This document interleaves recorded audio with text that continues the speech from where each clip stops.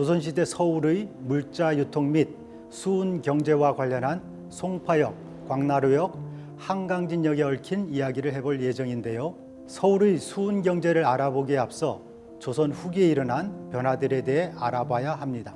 조선은 16세기 말 임진왜란과 17세기 전반기의 정묘호란과 병자호란을 겪고 난 후 여러 분야에서 큰 변화가 일어났습니다. 먼저 인구가 증가하는 현상이 뚜렷해졌는데 농촌을 떠난 사람들이 생업을 찾아 서울로 모여들면서 두드러지게 나타납니다.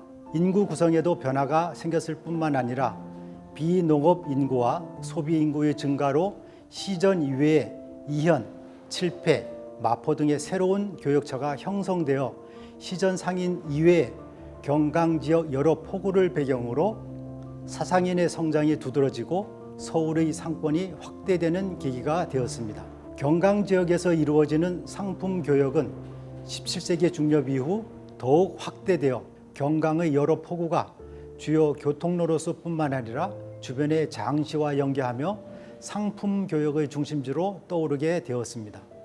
육로의 교통수단이 원활하지 못한 상황에서 전국의 주요한 물산과 세곡이 한강을 통해 서울로 집중되는 가운데 경강 상인들은 곡물 운수업과 선상 활동 무대를 확대하면서 시전 상인이 갖고 있던 특권과 경쟁하면서 성장해 갔습니다.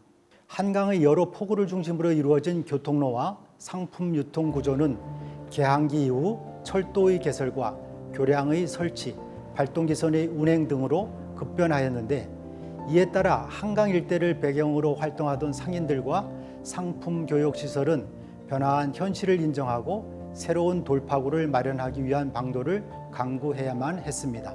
오늘날 지하철 영명으로 그 흔적이 남아있는 곳 중에는 송파, 광나루, 한강진, 마포, 노량진 등이 바로 그런 활동이 벌어졌던 지역이죠. 이번 시간에는 송파, 광나루, 한강진에 관한 이야기를 해보겠습니다.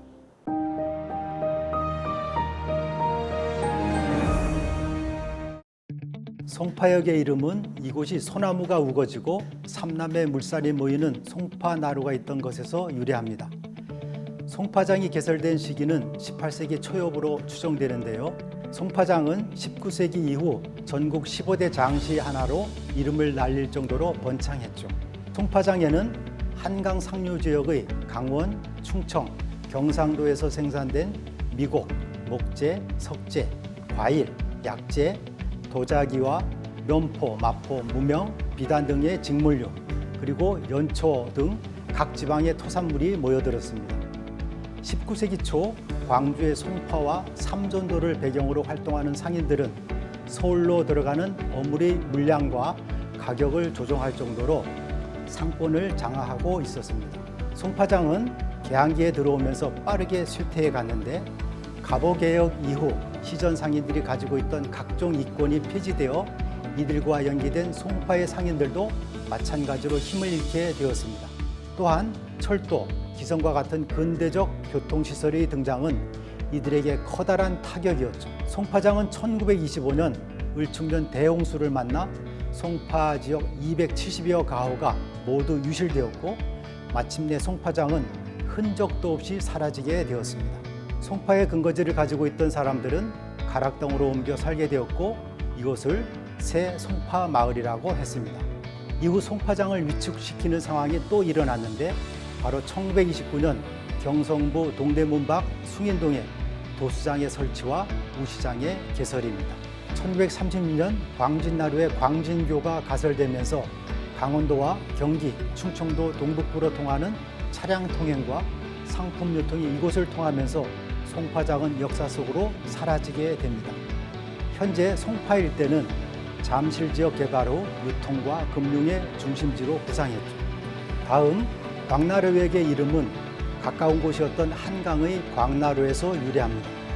광나루는 서울에서 한강을 건너 광주를 거쳐 남쪽 지방으로 왕래할 수 있었던 중요한 요지였기 때문에 강원도와 충청, 경상도 지역을 왕래하는 사람들이 주로 이용했습니다.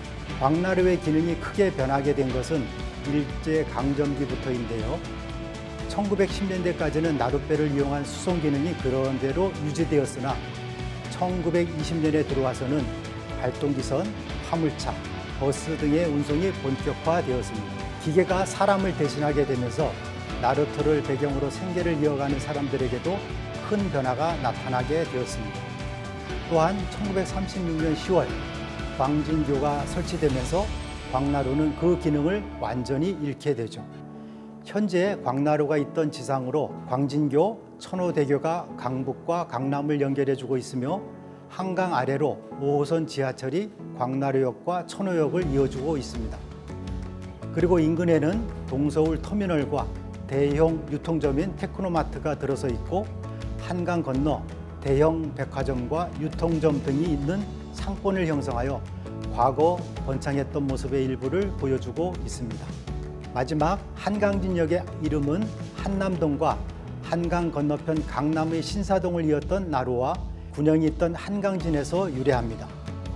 이곳은 사람의 왕래와 물품의 운송이 매우 빈번한 나루였고 광주의 판교역을 지나 용인, 충주로 연결되는 대로의 요충지였기 때문에 조선 초기부터 별감을 파견하여 사람과 음화의 통행을 관리하고 살피도록 했습니다. 한강진은 송파, 노량과 더불어 삼진의 하나로 세종대에 삼전도가 신설되어 나룻배 9척을 운영했습니다. 또한 한강진은 삼남 지역으로 통하는 나루로 중요시되어 한강 상류에서 내려오는 고추, 마늘, 감자, 고구마 등의 농산물과 목재, 장작 등이 이곳을 통해 유통되었습니다. 조선시대 상품 유통의 거점과 교통로의 요지로 이용되었던 한강진 일대는 현재 이태원 거리로 불리는 상권이 형성되어 있고 대형 프랜차이즈와 체인점이 들어서 있는 모습입니다.